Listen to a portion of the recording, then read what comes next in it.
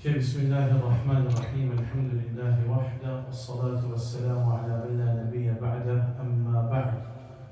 We begin by praising and thanking Allah subhanahu wa ta'ala and by sending blessings and salutations upon our beloved messenger Muhammad sallallahu alayhi wa sallam. We ask Allah subhanahu wa ta'ala to forgive us, to shower upon us His mercy, and to grant all of us the goodness of this world and more importantly the goodness of the hereafter. Ameen ya Rabbil Alameen. So alhamdulillah, we have mashallah, brothers and sisters who are sitting in front of me over here, who have joined us over the Google Meets from mashallah around the country. So we ask Allah subhanahu wa ta'ala to accept the efforts of each and every single person, and inshallah grant us the ability to do as much as we can inshallah this week, because we have a lot to cover. So we will begin inshallah. So yes, last week very quickly we went through the importance of Hajj, the reward of Hajj, how to spiritually prepare for Hajj, when leaving home, what to do, and we said this is in any journey. The three types of Hajj: tamattu, ifrad, what is ihram, things to do from home, prohibitions in ihram, and the permissible acts in ihram. And then the final thing we discussed was the miqat, the boundaries. So very quickly, let's just start from here again, inshallah. So the boundaries, like we explained last week, right, that you need to have this dotted line, which you see in this picture over here. This is the boundary around. So this is Makkah right here at the bottom, in this white circle over here, and this red dotted line is the boundary. So whichever direction you are coming in from, towards Makkah, by the time you reach this dotted line, you must have the ihram on. So for us who go from North America, there's usually two options. Either we are going from here, Miami, or wherever we are, we go to Jeddah. So we'll stop, of course, we stop in sometimes New York, or maybe we'll stop in Dubai, or we'll stop in Abu Dhabi, wherever we are stopping. So then from there, we're going to go into Jeddah.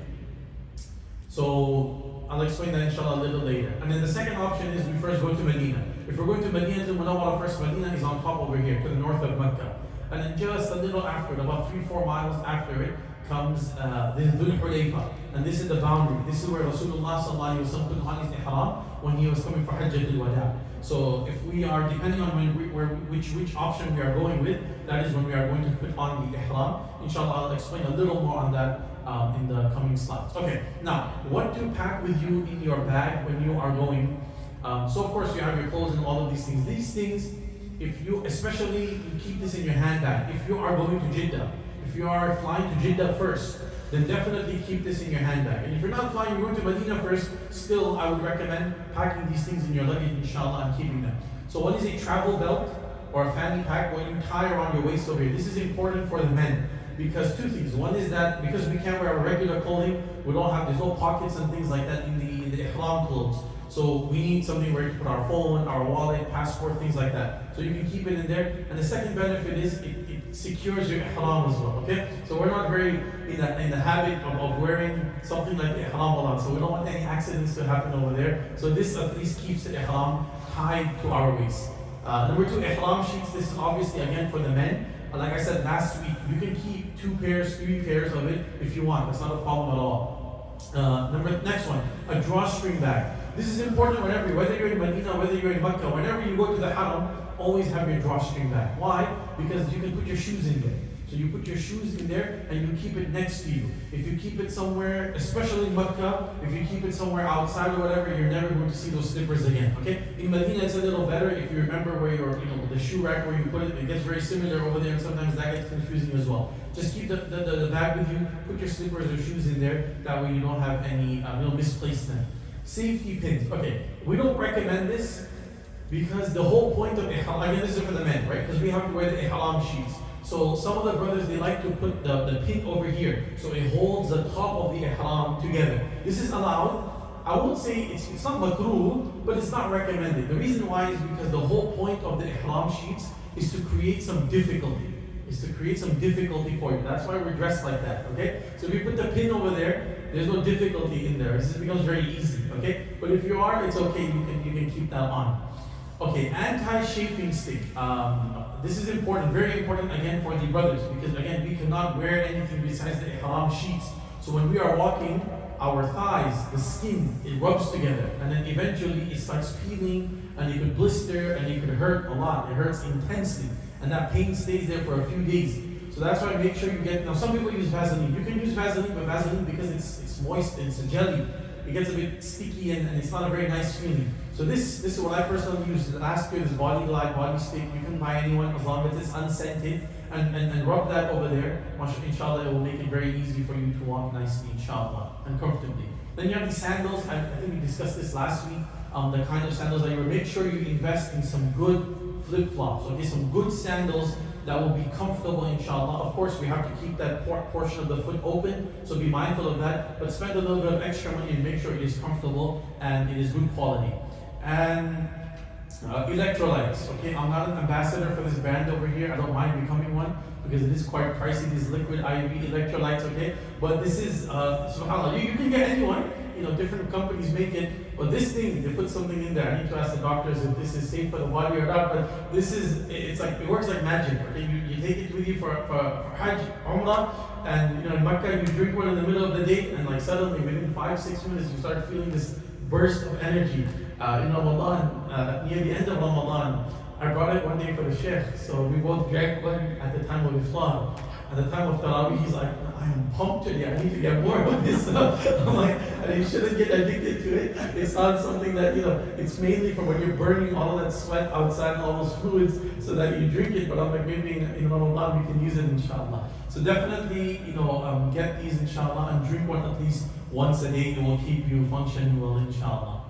Okay, now, pre-ihram preparation. So before you enter the state of ihram, very quickly, it is mustahab to clip your nails, remove the hair below the navel and the armpits, trim the mustache if necessary, and also intimacy between husband and wife. This is the sunnah of Rasulullah sallallahu alaihi wasallam. Before he went into ihram, he had intimacy with the azwaj al-mutahharat, with the beloved wives of Rasulullah sallallahu alaihi wasallam. Number 2, take a bath or a shower or perform wudu. Of course, best is to perform a shower. If you cannot, then the least you make is wudu. Then you put on your ihram garments, the 2 white sheets. For the sisters, again, whatever they are wearing, as long as it's modest and it's covering their bodies. And also your footwear. So now you can no longer wear your shoes, right? Now you have to move into your sandals. So put on your sandals as well. Apply perfume to your body. We explained this last week. Perfume yourself, put some itar on the body as well. You can even put itar on the ihram sheets. Okay, you can even do that as well.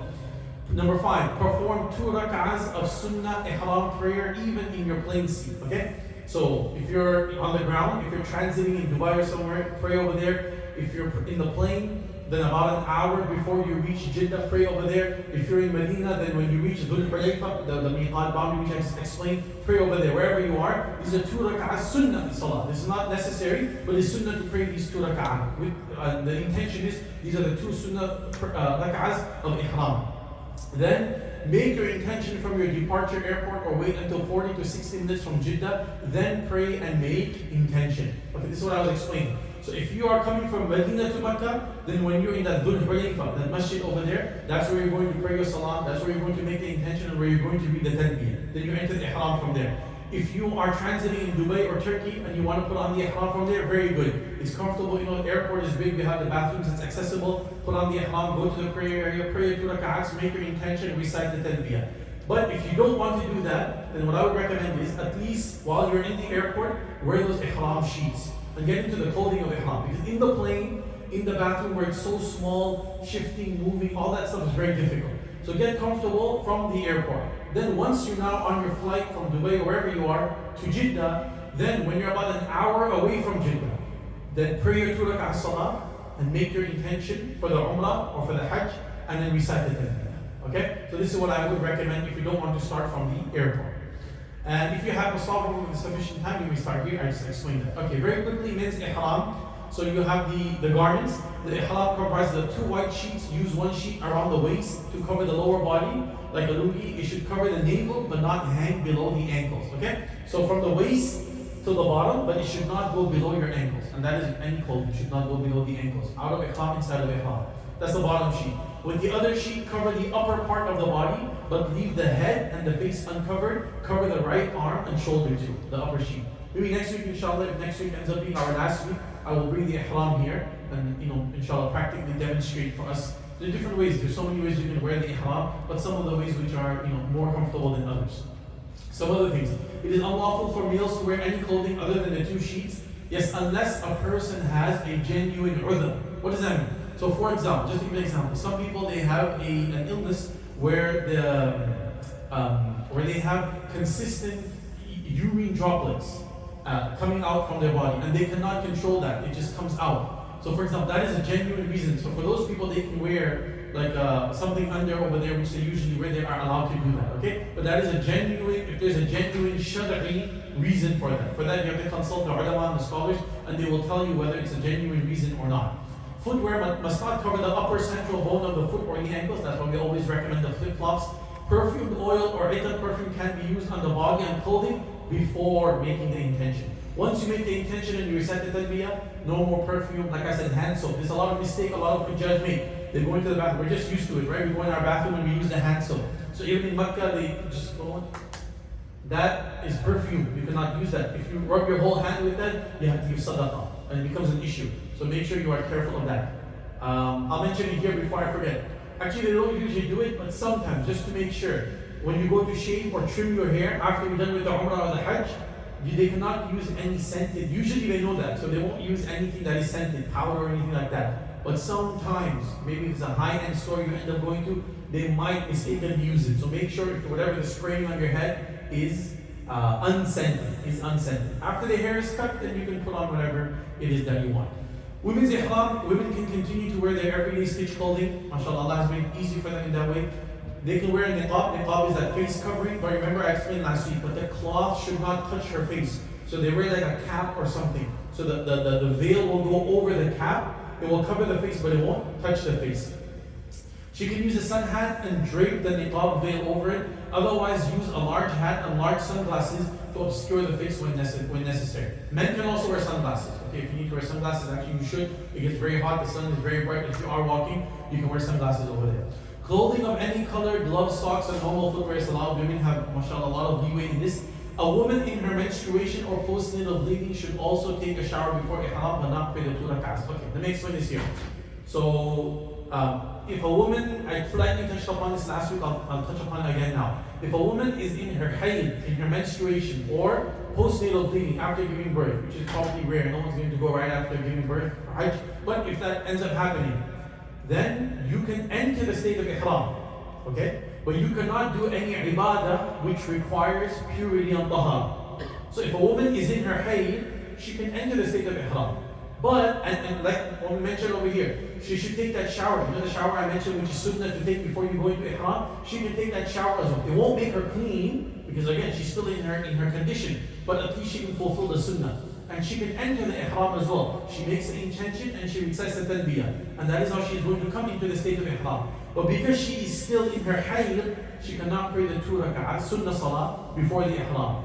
Similarly, she cannot do tawaf, because in order for you to do tawaf, you have to enter the masjid. And a woman in her hayd cannot enter the masjid. She cannot do sa'i either. Before, Safa Marwa in the time of Rasulullah was outside of the Masjid al-Haram. It was outside of it. If you go and Google, you will see the models. It was so amazing. Like one person's house would be on Safa, the other person's house is on Marwa, but then you have a bunch of homes in the middle, and people are just doing sa'i from Safa to Marwa for their Umrah. This was how was the time of Rasulullah. Now, the Safa and Marwa is part of the masjid. That's how much the masjid has been expanded. So therefore, the women cannot do sa'i either. The one who's in their hayd in the menstruation. So they can put on the ihram, they can come to Makkah, and they wait in their hotel room until they become clean. After they become clean, they take the shower, and then they can go and do their Umrah. Okay? This is if you are coming like a day before Hajj, for example, a day or two before Hajj. So you don't have that much time, you can wait, inshallah. Okay? If the sisters have more questions about this, you can reach out to me later on, inshallah, and we can discuss that more in detail.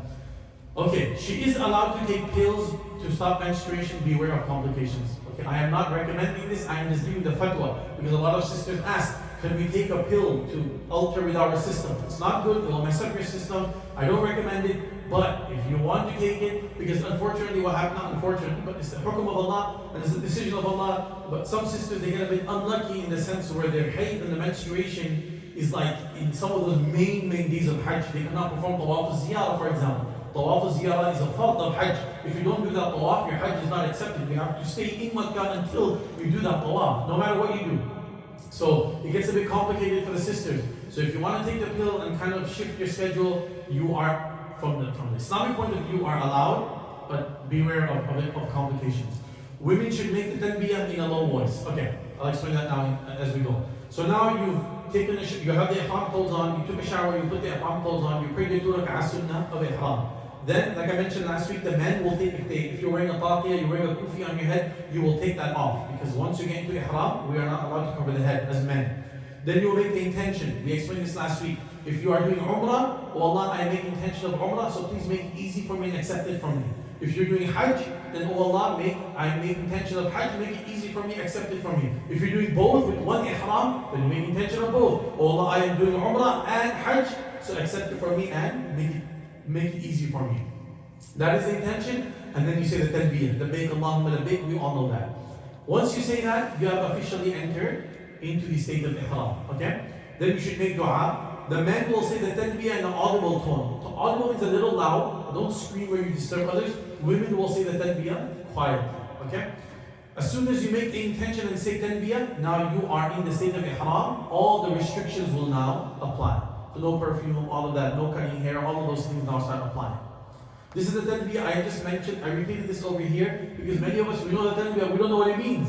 What does labbaik Allahumma labbaik mean? So it means here I am, oh Allah, here I am. La sharika lak, there is no partner for you. Labbaik, so labbaik means here I am. Subhanallah. What does it say? What is it signifying? That, oh Allah, you called me, whether I'm in America, whether I'm in Australia, or any other part of the world, and you decreed for me to come to your house, and you made the Hajj fard upon me, and the call was made that whoever Hajj is fard upon, you must come to the house of Allah to perform Hajj. So labbaik Allahumma labbaik, here I am, O Allah. I have left my job, I have left my family, I have left the comforts of my home, I have left my regular clothing as well, I have left my language as well. Usually I speak English and whatever, but today I am only going to speak the talbiyah. I have left everything behind, and I have come to your service, O Allah subhanahu wa ta'ala. So this is what labbaik means, so read it with passion when you are over there. Inna al-hamda wa ni'mata, verily all praise is for you, every bounty is from you. Wal mulk, and all dominion is yours. La sharika lak, you have no partner. So what a beautiful dhikr we as Muslims have been told to recite when we are doing Umrah and in Hajj. Okay, now some general prohibitions. Again, most of the stuff we've mentioned this many times. Very quickly, men cannot wear sewn clothing. You cannot wear shirts, t-shirts, things like that. Men cannot wear gloves. Men cannot wear headgear or anything like that. We can use an umbrella, okay? Oh yeah, this is important. I think it was mentioned over here. Take those umbrellas. So you have two kinds of umbrellas. One is you have the rain umbrella. Those are no good. Take the SPF 50 plus or whatever those umbrellas they have. Those umbrellas which are made to protect you from the sun. Okay, those are very helpful in the Hajj. Okay, so take that. Not the regular rain umbrellas, but they're not going to protect you from the sun, or not give you much shade from the sun. And things like scented hot towels and soap should be avoided. I swear, sometimes in the airplane they offer you scented hot towels, right? That's great, but if you're in ihram, again you cannot use that. So make sure it's not scented. Okay, now mashallah, Allah subhanahu has given you the ability and you have finally reached Makkah al-Mukarramah. Okay, now once you get to Makkah, they're going to take you to your hotel. Okay, everyone is very excited. They want to get right into the hotel.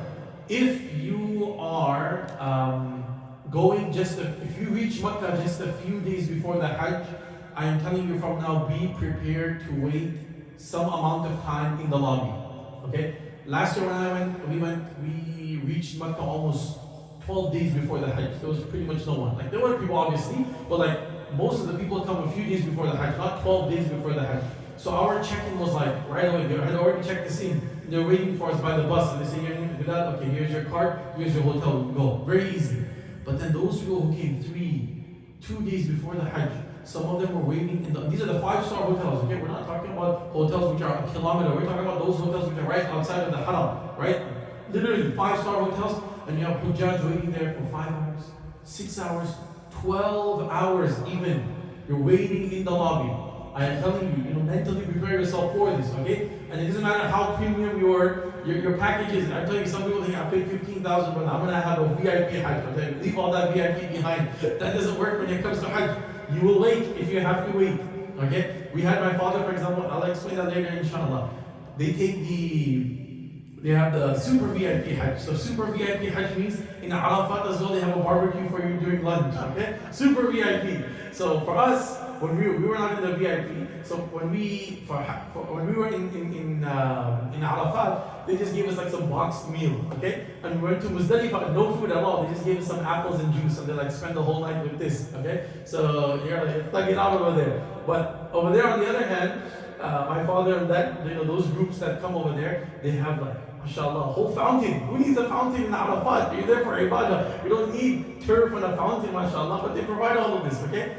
But so subhanAllah, so great. And then after Arafat ends, you have to go to Muzdalifah. We got to Muzdalifah, we sat in the bus around 8 p.m. and we were in Muzdalifah by like 8:20. In 20 minutes we were there. My father and their group, but not just them, a lot of groups get into the bus same time at 8 p.m.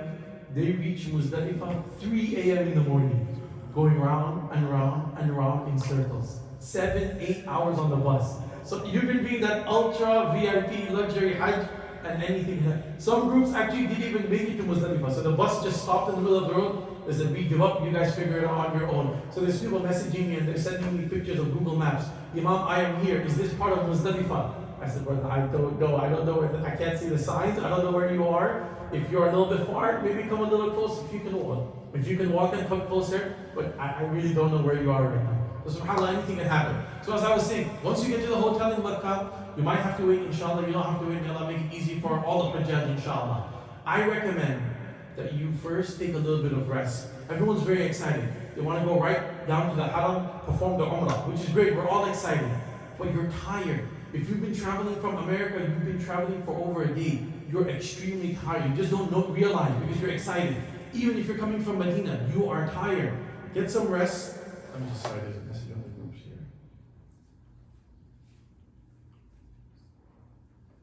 No content is being shared in the meeting. SubhanAllah. Sorry about that.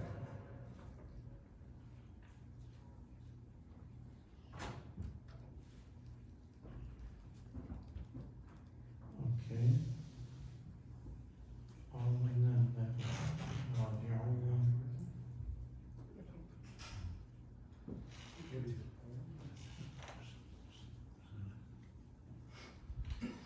We'll make sure.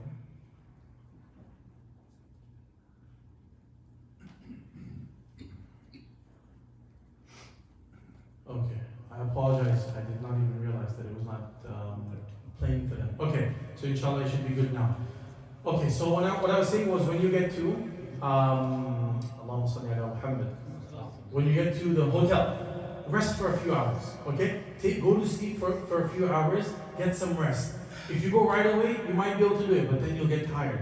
And once you get tired, then you'll dread that tawaf, and then you'll definitely dread the sa'i. And you don't want to do that. You want to be passionate. You want to be excited when you're there. So take some rest in the hotel room for a few hours, and then go to the Haram, inshallah, to perform the Umrah.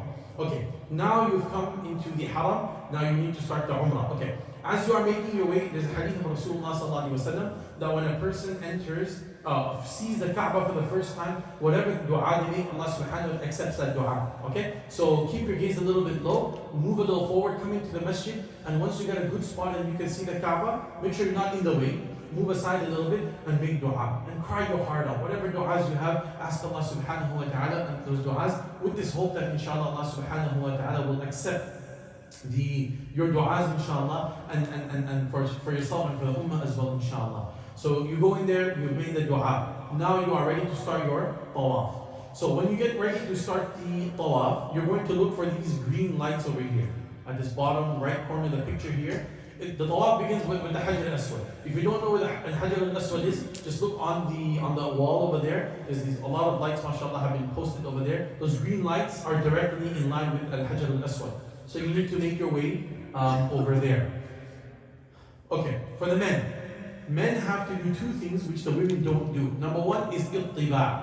Ittiba' means to pass the upper sheet of the ihram from underneath your right arm and put it over the left shoulder, bearing your right shoulder. So, only do this when you're just about to start the tawaf. Okay, so like I mentioned, for the whole time you're going to keep yourself covered for the men. When you're about to start the tawaf, then you take off your ihram from under your right arm and you pass it over here. So in other words, from here all the way till here will be exposed. Okay? This is only for the tawaf. So only uncover it when you're about to begin the tawaf, and as soon as you are done, then you cover it up again. Some people, for some reason, they like to keep it open. This is disliked. It's makruh from the Sharia side as well, and it is unethical as well. We have sisters, okay? You're going to be rubbing, you're going to be passing by sisters and things like that. It's not comfortable. Some brothers, they just take off their whole sheet in Hajj as well, and they just walk around with their chest open. Nobody wants to see this, brother. I am telling you, right? No one wants to see this. Please keep it covered, okay? We have to learn this. This is like decency, right? This is like manners. So we have to keep this covered. But because this is the sunnah, so only for the tawaf we keep it open. This is called ittiba. So now you enter the mataf area. Remember, wudu is essential. You have to have wudu for tawaf. Stop saying the talbiyah. Okay, so from the time you put on your ihram, read the talbiyah. Always, whenever you get tired after a bit, but once you regain a little bit of energy, talbiyah. That is the best dhikr you can make in ihram.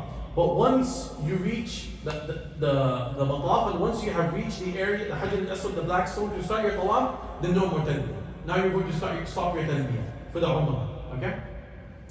So now you make the niyyah. Stand in front of the Kaaba facing the Hajar al-Aswad in such a way that the whole Hajar al-Aswad is on your right side. A green light on the wall may help you get in line. Okay? So face the Kaaba, and the Hajar al-Aswad should be on face the black stone, but not directly in center. Stand a little bit this way. So this is Hajar al-Aswad here, stand a little here. Okay? And now you're going to make what we call this istiqbal al-Kaaba. You're going to greet the Kaaba. So you're going to say, Oh Allah, I perform tawaf of Umrah to please you, make it easy for me and accept it from me. Then you're going to make that dua first, right? Allahumma inni uridu tawaf fayassirhu li wa taqabbalhu minni. Then move. So now you are here, right? You are a little bit away from the Hajar al-Aswad. Now you go directly in front of the Hajar al-Aswad. Now move a little to the right until your chest is directly facing the Hajar al-Aswad. Raise both hands up to the ears as when beginning salah, and recite the following dua. Bismillahi Allahu Akbar wa lillahi alhamd wa salatu wa salamu ala rasulillah. Okay? This is the dua for making istiqbal of the Kaaba. Alright? Bismillah Allahu Akbar wa lillahi alhamd wa salatu wa salamu ala rasulillah. They have this little person drawn over here. Okay? So you stand right in front of the Kaaba and you say Bismillah, in front of the Hajar al-Aswad. Bismillah Allah, and you read that. Then you can bring your hands down. And then bring your hands down a little bit lower. So first, over here, this is same. You bring your hands up here, like when we start the salah, right around here. And you say, Bismillah, Allahu Akbar, wa lillahi alhamdu, wa salatu wa salamu ala rasulillah. Then bring your hands a little bit down, maybe in line with your chest. Okay? Now lower the hands with palms facing outward toward the height of the Hajar al-Aswad. About this way, right? Around your chest. Okay? And turn on your spot so that your left shoulder is facing the Hajar al-Aswad, and commence tawaf anti-clockwise. And say, okay, before I said, sorry, I missed that part. So now you have your hands facing the Hajar al-Aswad. Say, Bismillahi Wallahu Akbar. Bismillahi Wallahu Akbar. This is called istilam. Alright? This is now officially you have began your tawaf, and you have commenced your tawaf. Now you start going anti-clockwise. So turn on your spot so that your left shoulder is facing the Hajar al-Aswad, and commence tawaf anti-clockwise. Upon completing one round, turn the face and the chest towards the Hajar al-Aswad and do istinam, reciting Bismillahi Wallahu Akbar, then turn and continue with the tawaf. Everyone understand this? Those of us who've gone, we know what it is. Okay. Couple of things we have to understand here. Some people start doing istinam so you have the Hajar al-Aswad is one corner, right? Some people start saying Bismillah Allahu Akbar from the corner before that. That is way ahead. You're only supposed to greet the Hajar al-Aswad when you're in front of it, not when you're one corner of the Kaaba away from there. Number one. Number two, people say Bismillah Allahu Akbar and they kiss their hands. Okay? This is not the sunnah. The sunnah is Rasulullah one time he kissed the stone, and one time he touched the stone with his hand and then he kissed it. But he touched it with his hand, then he kissed it. Most of us are not going to be touching the stone because it's absolute chaos over there. Don't go there or your ihram will come off. Okay? I guarantee you, if you go there and someone steps on your ihram, that's it, brother, it's coming off. Okay? So make sure you're careful. Sisters, do not even think of you are going to get crushed over there. It is absolute chaos. There have been times where I've gone a little close. I see a sister, she trips and she falls, I never see her after that. What happened to her? Did she get trampled under the feet of the others over there? Wallahu alam. They just disappear. Okay, it's a sea of people. You're gonna disappear if you fall. Okay, it's very dangerous over there. So just stay back. It's fine. Don't worry. There's no, inshallah, Allah will give you the same reward of kissing the stone from afar as well. It's fine. You don't have to kiss it. So you say Bismillah, Allah, Wallahu Akbar, and you start your tawaf, inshallah. And then every time you come to that green light, you face the Hajj al-Aswad and you read the same dua. Then you go 7 times. After 7th round, do istinam for the 8th time. So a total of istinam, we're going to say 8 times. 1 time, every time we begin a round, once. And then when we finish the tawaf, we do it 1 more time. So 7 rounds and 1 more time. So that's 8 times in total. We're going to face the Hajj al-Aswad and say Bismillahi, Wallahu Akbar. Inshallah, I will share this PDF with you in the groups. So if anyone has any questions or wants to refer to it later on while you're there, you can do that inshallah. This is the ittiba, which I explained already, right? The right arm is the one that is exposed, and you keep it on throughout the. Okay, now when do you do the ittiba? You do the ittiba for that tawaf after which there is sa'i. Let me mention this again. You do the ittiba every time you do a tawaf after which there is sa'i. So for example, when you do Umrah, you have tawaf and then sa'i. So you do ittiba. When you do Hajj, when you come back from tawaf to ziyarah, right? The tawaf, you come in the Hajj, after that you have to sa'i as well. So again, you do that. But if you're there in Mecca for a few days, and you're just doing tawaf only, you're not doing Umrah, you're only doing tawaf, then there is no ittiba. Okay? Then you just go in your regular clothing. Once the tawaf is complete, cover the shoulder again. It is makruh to keep it uncovered. Women do not uncover any part of their body. Okay, now the second special thing, or not special, but extra thing which the men do is called ramal. Ramal means for the first 3 rounds or circuits in tawaf, walk briskly in short steps while gently shaking the shoulders like a soldier. There's a history behind this. When Rasulullah sallallahu alaihi wasallam, the Sahaba radiallahu anhum, when they came for Umrah in the 7th year after the Hijrah, the Meccans, the disbelievers, they were watching them from far. So the Sahaba were walking normal, right, in tawaf. So the Mushrikun said, look at these people. They moved to Medina, and Medina has made them weak. That's why they're walking a bit slow right now. So Rasulullah sallallahu alaihi wasallam said, walk briskly. Let's show them that we are actually stronger than when we were here in Mecca. And so the Sahaba and Rasulullah sallallahu alaihi wasallam started walking in a brisk pace, like a soldier, shoulders moving, a little bit of a brisk walk. This is for the first 3 rounds in the sunnah. After that, you stop. Okay? So this action is called ramal, and is sunnah mu'akkada in any tawaf after which there is a sa'i. Okay? So not in every tawaf, only that tawaf again after which there is sa'i. If it is too crowded, then walk normally, moving your shoulders until you find an opening to resume the strong pace. This is extremely important. Some brothers, they think that they've come over there to Makkah to do jihad. So they actually, and the sisters will come, and then they push the sister, and go, what is this? Why are you hurting other people? The sunnah is not to hurt people. The sunnah is to show that, mashallah, Allah has given you strength. But that doesn't mean you start hurting people. Some people will run. The hukam is not to run. The hukam is to walk briskly, not to run and not to shove others when you are doing it. Some people, subhanAllah, they don't understand.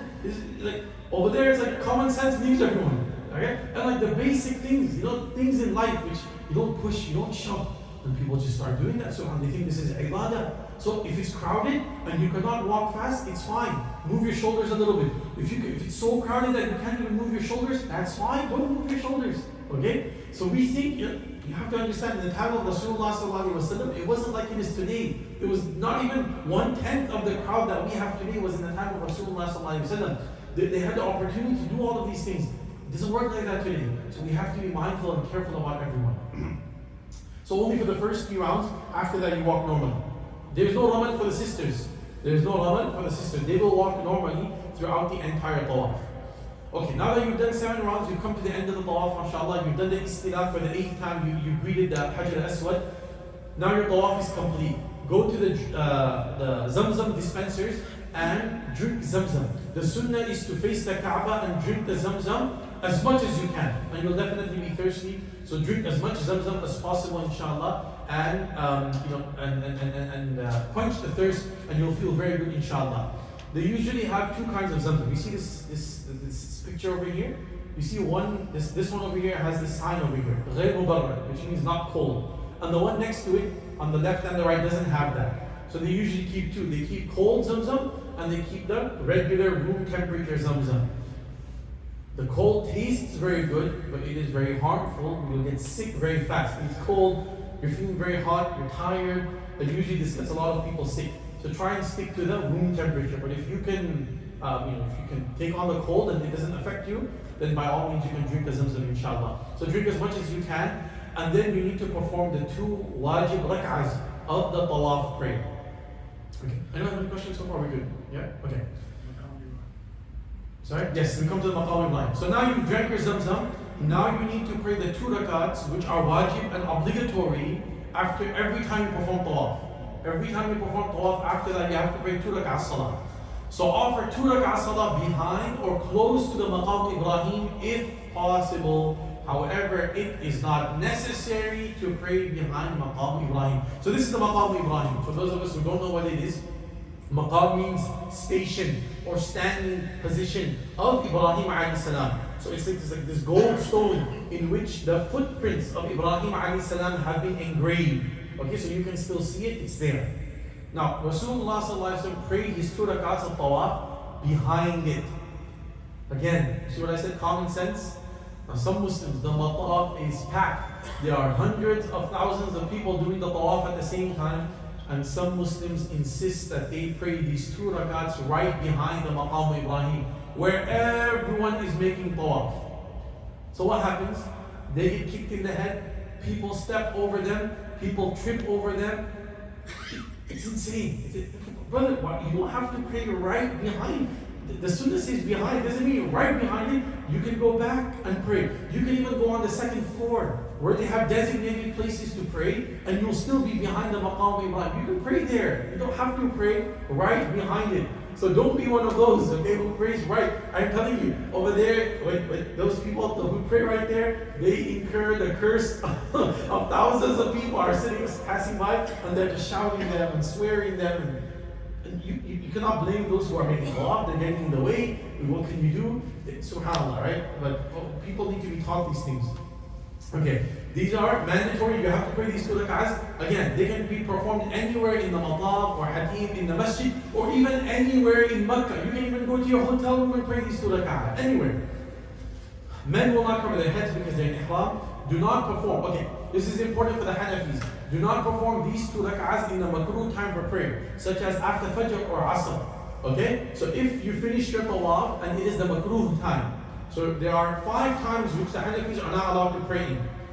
After the Fajr Salah, after the Asr, so after Fajr all the way till about 10 minutes after sunrise, after Asr all the way till Maghrib Salah time, and then the 10 minutes of sunrise, the 10 minutes when the sun is the zenith, when the sun is at its peak in the horizon, and number 3, the last 5 odd minutes after Maghrib, which is part of the number 2 which I explained already.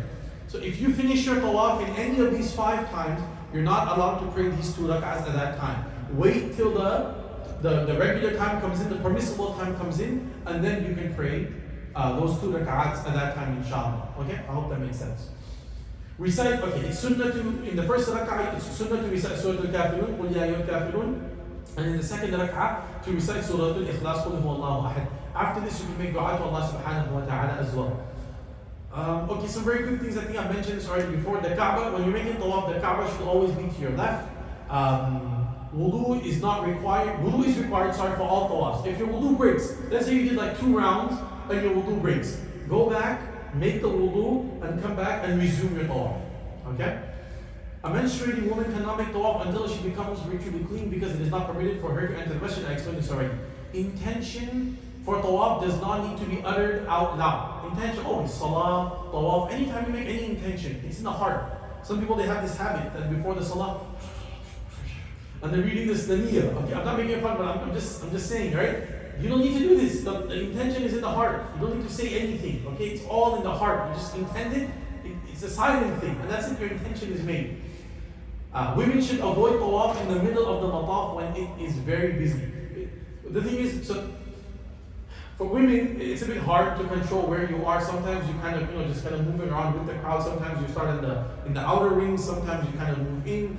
Obviously, the more out you go, the longer the tawaf becomes, but it's easier because less people want to go out. More people, everyone wants to get closer to the Kaaba. But the closer you go to the Kaaba, the more tighter and thin it gets, okay? So sisters, unfortunately, what happens is, again, because it's so much rush, sometimes the men are not aware, they get hit, they get shoved. Sometimes the sisters, they're not very tall, so then they get, squeezed between brothers and sisters. Sometimes they can't breathe because it's so tight over there. So be mindful of your surroundings, okay? Make sure you're always vigilant. I understand you're very spiritual and the du'as and stuff, but also be mindful of even men as well, okay? Be mindful of where we're taking our step, who's around us, and the crowd and stuff. This is very important, especially when the days of Hajj gets very, very busy. Okay, if you're in the middle of your tawaf, it's time for salah, or if your wudu breaks, stop your tawaf, join the prayer in your place, or renew your wudu, right? So if the salah time comes, Dhuhr, Asr, Maghrib, Isha, you stop, pray the salah, and then you continue with your tawaf. If you forget, they make this tasweeds. I don't usually see it very often, before there used to be a lot, but they're like 7 beads. Okay, it's a 7-bead tasweed. And every time you finish one round, you pull 1 bead up, second, third, fourth. So that makes it easy to remember the number of rounds that you've made, okay? But if for whatever reason you forget how many rounds you've made of the tawaf, then you can just take the least number. So if you're confused whether it's 4 or 5, take 4. 5 or 6, take 5, whatever the least number is. Be careful with touching the walls or cloth of the Kaaba during tawaf and ihram, as they may be perfumed. They perfume the ghilaf and the curtain or the cover of the Kaaba a lot, with a lot of oud and other perfume, which is good. But we can't touch it in ihram. But most of us are not even get that close, so it's fine. There is no particular dhikr for tawaf except between the Yemeni corner and the black stone. Read any dua you like or use the al-hizb al-a'la. Okay, so you can make any dhikr for tawaf, subhanallah, alhamdulillah, du'as, anything. You can even read the Quran as well, okay, but it is better to make adhkar and du'as. While making tawaf, you shouldn't be looking at the Kaaba. While you make tawaf, you should look down and make. Because you have to remember, the Kaaba is the house of Allah, right? So I don't want to say imagine that Allah is there, but it's the house of Allah, right? The tajalli and the awe of Allah is in the Kaaba. So when you're making tawaf, you be humble and you look down and you walk. Even though it's very enticing to look at the Kaaba. Everyone wants to look at the Kaaba. You can look at it after. While the tawaf is going on, you look down. Similarly, when praying salah as well. When you're praying salah in front of the Kaaba, don't look at the Kaaba. You look down. That's regular teaching. The sunnah is to always look down, inshallah. Other than that, you can look at the Kaaba and it's a means of reward as well. So yes, any du'as, whatever you want to. Now, some people, you have some groups that come from certain countries in the world, and there are like 50, 60, 70 of them, and they're screaming du'as at the top of their lungs. Okay, this looks nice, but it is not nice, because you are disturbing other people. And the point is, and I mention this all the time, dua is for you and Allah, right? So if for example, if I'm leading the group, and I make all these du'as in Arabic, and you have no idea what I'm saying, what's the benefit? Really, what's the point? Right? What is the point of that dua? Dua is you begging Allah.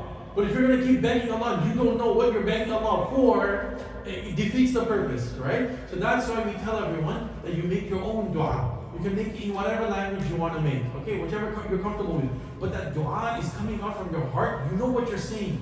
That dua will be accepted by Allah quicker than just you repeating whatever the Hajj guy is saying, Rabbana, Rabbana, Atina, Atina, and everyone just screams at the back of the, and the women and the men and everyone is screaming, just disturbs everyone, and so try and avoid doing that, inshallah. Okay, so now you finished your tawaf. Anything else that we need to know about the tawaf? No, I think that's about it, inshallah. Okay, so now you've completed your tawaf. After you complete your tawaf, you prayed your 2 raka'at salah, you drank your zamzam. Now you are going to make your way to the mas'a. The mas'a, or the place of sa'i. There's a big board over there to the mas'a. You really can't miss it. That is what you're going to go over there. The sa'i now, I think it has like 5 floors. You have the basement, then you have the ground floor, first floor, second floor, third floor. I think there's 5 floors probably for the mas'a. Sunnah is to do it on the ground floor, right? Because this is the same ground on which Ibrahim alayhi salam, Rasulullah sallallahu alaihi wasallam, and others, or Hajar radiallahu, this is where they all make sa'i. So this is the sunnah. But sometimes when it gets overcrowded, they will send you down or they'll send you up. It's just, you can't really decide sometimes. You just have to follow whatever they say. So sa'i, literally it means to run or to haste, okay? So before you start, so you're going to start at Safa, right? Safa and Marwa. So you're going to start at Safa and you're going to make dua. Allahumma inni uridu as-sa'ya fayassirhu li wa taqabbal minni. Wallah, I intend to make sa'i, make it easy for me and accept it from me. Okay? So this right here is Mount Safa. Now you can see the mountain, I mean whatever's left of it at least, okay? The rest of it they've kind of demolished and broken down. But this little mount, you can still see it there, alhamdulillah, behind the glass. So that is the Mount Safa. This is where Hajar, radiallahu anha, the wife of Ibrahim alayhi salam, the mother of Ismail alayhi salam, was running from one side to another side. So these are the two mountains. So that is the Safa. And so you go over there. When you get to Safa, when you climb the mountain a little bit, you make dua to Allah. Okay, you try and face the Kaaba. What they do is, I don't know what it is now, but what happens is, again, you see, when we do certain things, then it forces the Saudi government's hand to do certain things. Okay, then people complain, why are they doing that? Because we are the problem. So what happens is, yes, it is sunnah to stand on Safa, face the Kaaba, and make dua. But then people stand there for 10, 15, 20 minutes making dua, making dua. Now you have thousands of people coming up and down. You can't stand in the middle of everyone and just start making dua. So now what they do is they just block the whole Kaaba. So you can't even see the Kaaba. They just put these boards, so you can't even see the Kaaba anymore. So you can face it, but you're just facing cardboard, alright? And that's it. You just make dua and you carry on. Understand the situation. We have to understand. Sometimes, Muslims, they think you're the only one. You're not the only one there. There are thousands of people here. Yes, you want to make things easy for you, but try and make things easy for other people as well, inshallah. Okay? So you start at Safa, you come down, and now you make your way towards Marwa.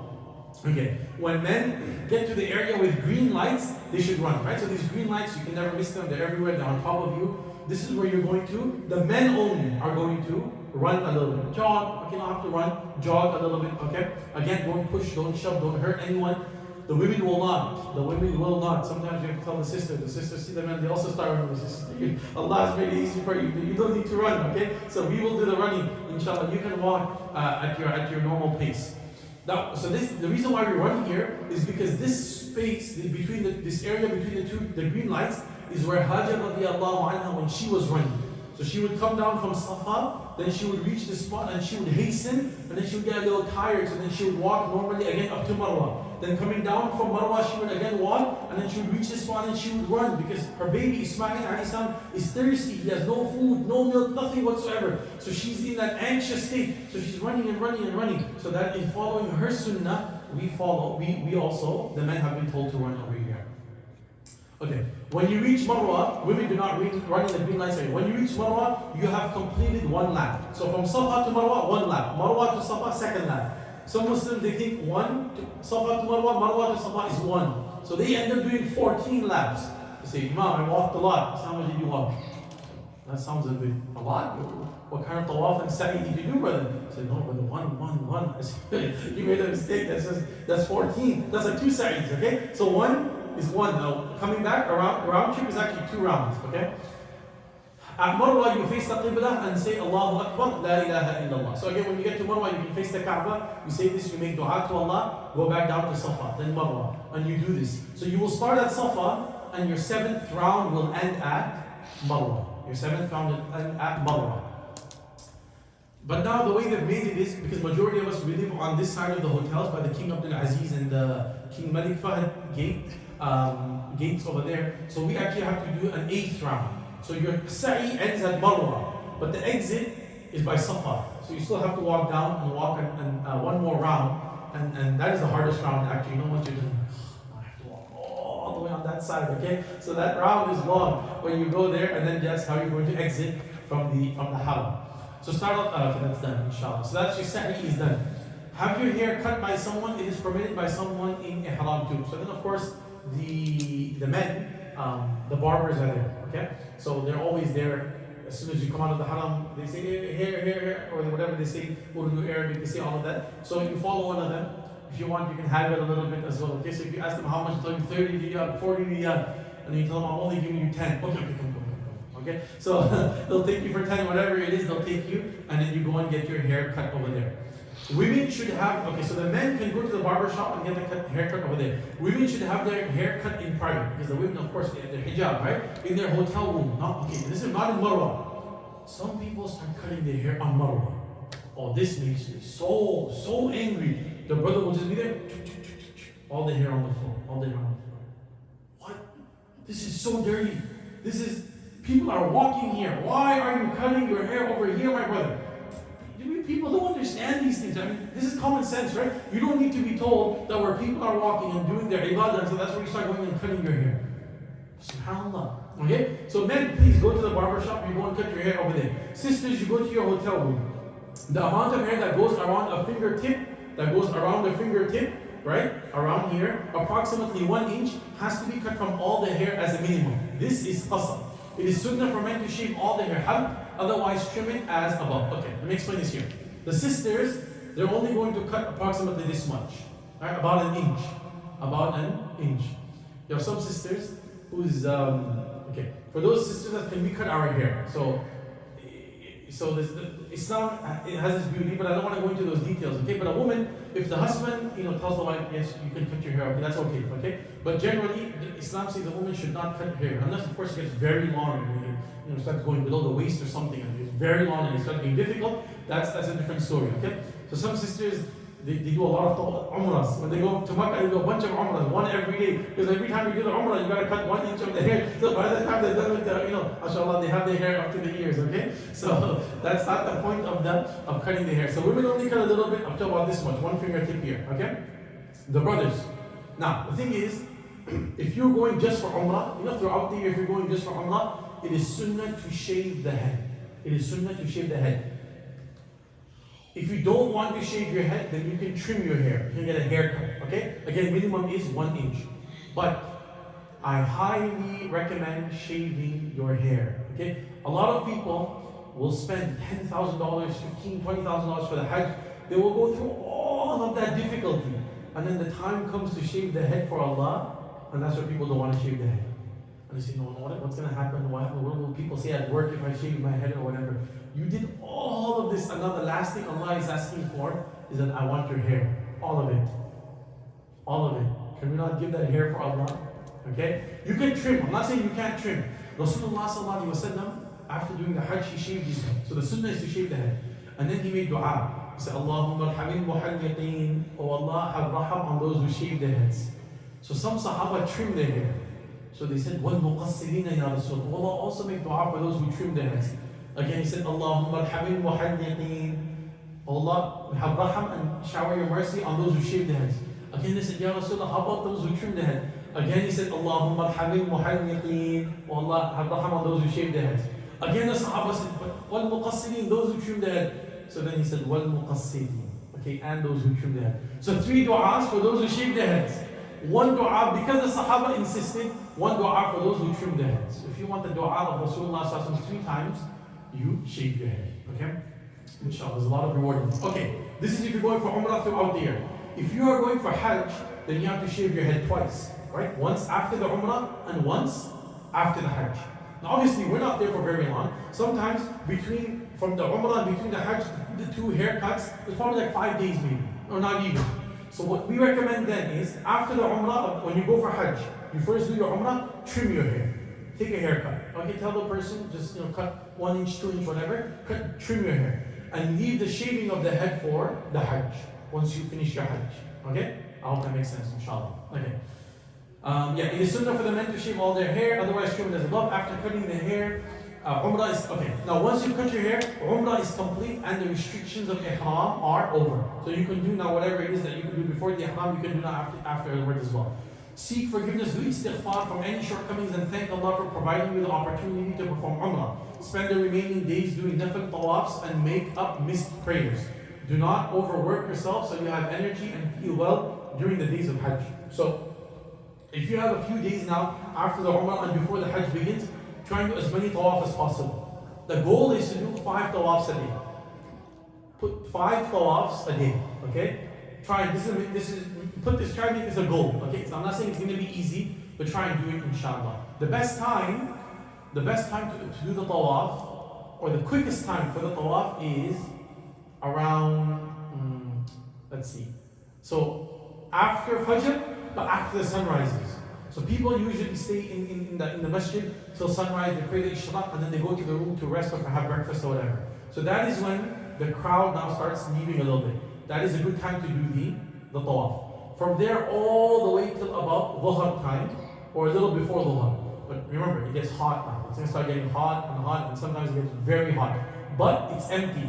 So you're able, empty meaning it's relatively less crowds. So you can do tawafs. And you can do multiple tawafs at once. Okay, you can do 2, 3 tawafs at once. Okay, 7, 14, 21 rounds inshallah. So that is usually the quietest time to do the tawaf. The busiest time between Asr and Maghrib.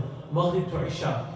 After Isha, Tahajjud time. These are the most busiest times. 1 hour, one tawaf will take like approximately an hour. So whenever you want to go, but this is just some time. But of course, when it's hot, make sure you're drinking zamzam, make sure you're drinking those electrolytes, make sure you don't get overheated and something bad could happen. Okay, now this is important. Before the Hajj, so you performed your Umrah. Now you have a few days for Hajj, right? Take some rest. Don't overwork yourself. Look, we're in America, we're not habitual of walking a lot, doing a lot of tawaf, the heat, all of that takes a toll on your body. Okay? So take it easy. The main goal is the Hajj. Umrah you can do a lot, tawafs you can do throughout your life. Hajj, don't get every year you cannot do the Hajj. 2-3 times maybe maximum most people do in their lives. So keep your energy and your health for Hajj. Okay? So make sure you get good rest and you go into the Hajj good. So now you've done your Umrah, mashallah, you've now, finally the days of Hajj have begun. What time is it? 9:19? Okay. So we have a few minutes, just very quickly, how many slides we have left? Okay. So this is very quickly the Hajj at a glance, what we call Hajj at a glance over here, right? So this is the Kaaba over here in Makkah al-Mukarramah. So on the first day of Hajj, which is the 8th of Dhul Hijjah, you're going to travel from the Kaaba and you're going to go with this green line that you see over here. You're going to come at Mina. You're going to spend the entire day, the first day of Hajj at Mina. Okay? Then the next morning you're going to start making your way from Mina all the way to Arafat. Arafat is over here, right at the end over here. Okay? Then you're going to spend, the 8th of Dhul Hijjah, you spend in Mina. Then in the morning of the 9th, you're going to come to Arafat. You're going to stay in Arafat for the entire day. Then at the time of Maghrib, after Maghrib, when the time of Maghrib comes in, then they're going to move you from Arafat to Muzdalifah. This orange part over here, this is Muzdalifah over here. This is Muzdalifah, right? The yellow lines over here, this is Muzdalifah. You're going to spend the night here in Muzdalifah. The night before the day of Eid, you're going to spend in Muzdalifah. There is no Eid for the Hujjaj. You don't even know it's the day of Eid. Because the day of Eid for the Hujjaj is the most busiest day. It's like this is not the day of Eid, okay? So the rest of the world is celebrating Eid. Hujjaj don't have anything to do with Eid on that day. Okay, so that's, you spend the night, then the night over here, the night of Eid you spend over here. And then the next day, in the morning, after Fajr, you're going to make your way to Mina. Alright, you're going to go to Mina, and here's the Jamarat, the pelting of the Shayateen.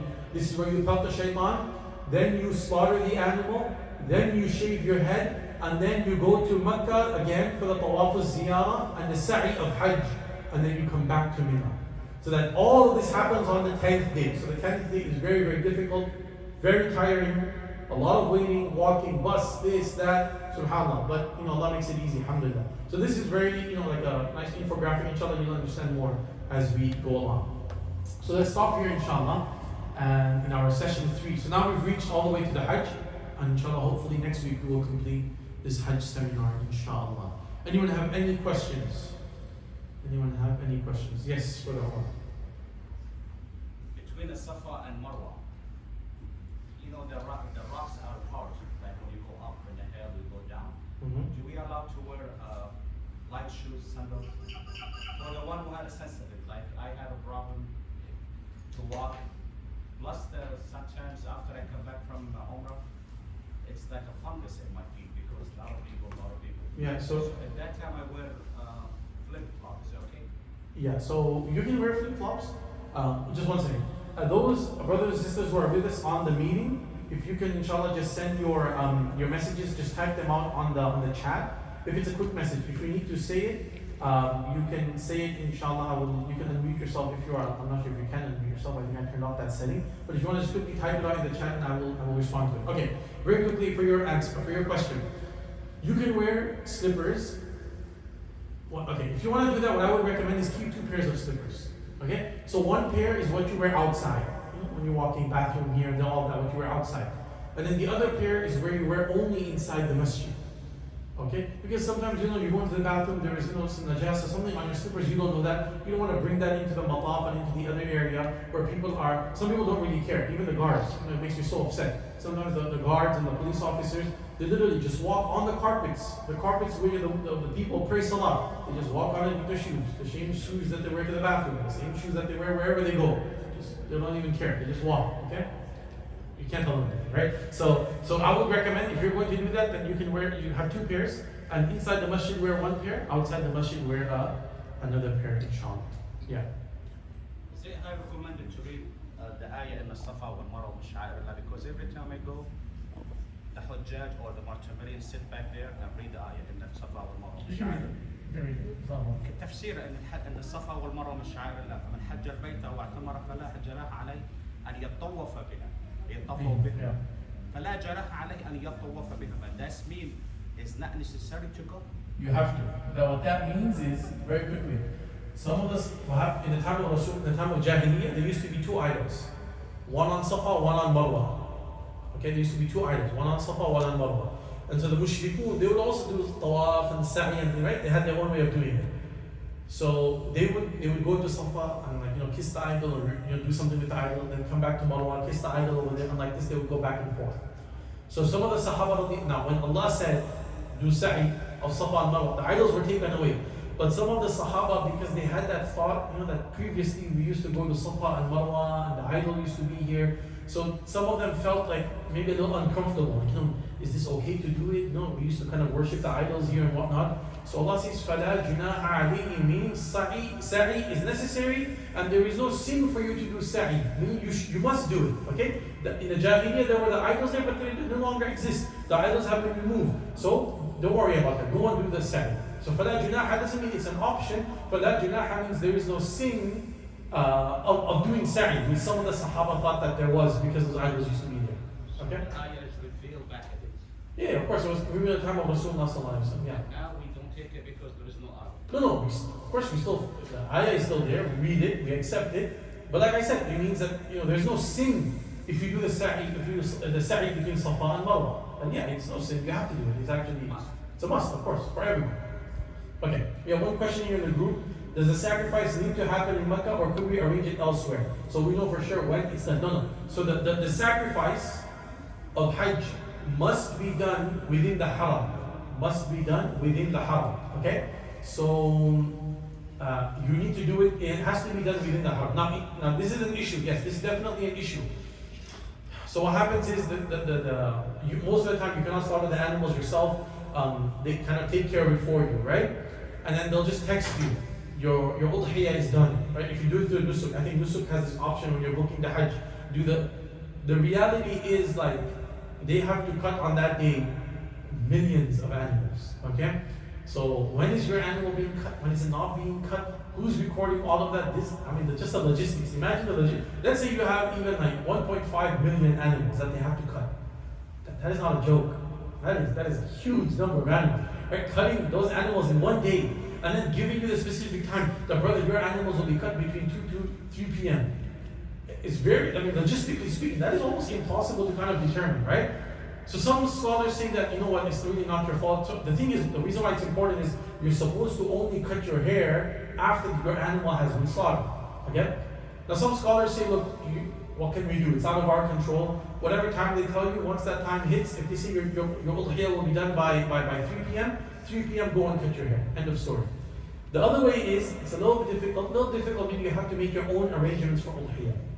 So there are some people in Makkah who will you just give them the money, they will buy the animal for you, they will slaughter it within the haram, and then they will text you personally that we've completed they'll even send you pictures sometimes. Sometimes my father's group, sometimes the brother who they use for that, sometimes he cooks the meat of the udhiyah and even brings it to them, 1 or 2 days later while they're still there in Makkah, and they eat that, mashallah. So I can ask the brother if he's doing who we did it by with last year. I can ask him and I can share his contact with you if he's comfortable with that, inshallah, because it gets a bit complicated there, the laws and things like that. But yeah, so it has to be done in the haram. That is definite, inshallah.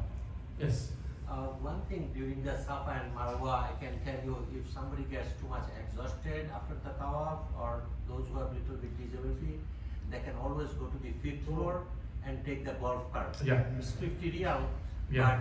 but the golf cart it makes Yes, it yes. easy. Those who have issues with knees or Correct. ankles. Yes, very good point. So yeah, you have two options. Those who are tired, you're old, or you have disability, whatever it is, even the tawaf, you can do the golf carts on top, or you could even pay someone in the wheelchair, and they will take you in the wheelchair and they will push you in the tawaf. And same thing for the sa'i as well. They have the golf carts upstairs. But during the days of Hajj, there is a long line. I know people last year in our group who waited like 6-7 hours just to get their turn in line because there's a lot of people and it is what it is. But yes, the golf carts are there up there, so you can use that as well. Inshallah, that's fine. Yes. We'll say for Hajj, not for Umrah. The things that we're talking about, Tawaf, 2 rak'ah after Maqam Ibrahim, Ma'i Zamzam, As-Safa wal Umrah. We'll say somebody making a mistake or error, forget something, he forgot to pray Sunnah. This is must in the Hajj, or we supposed to be kafara. Yeah, so it depends on the ruling of those 2 rak'ahs. So it just depends on what that thing is that you've missed.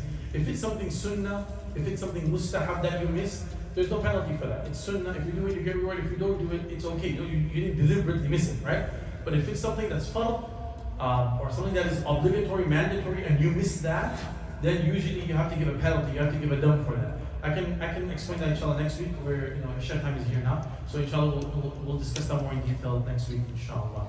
So jazakumullah khairan to everyone who joined us here as well and online as well, inshallah. We will continue next Tuesday, and inshallah we'll complete this seminar next week, inshallah. Jazakumullah khairan. Again, if anyone has any groups, you can message on the group, and inshallah we'll share that. Assalamu alaikum.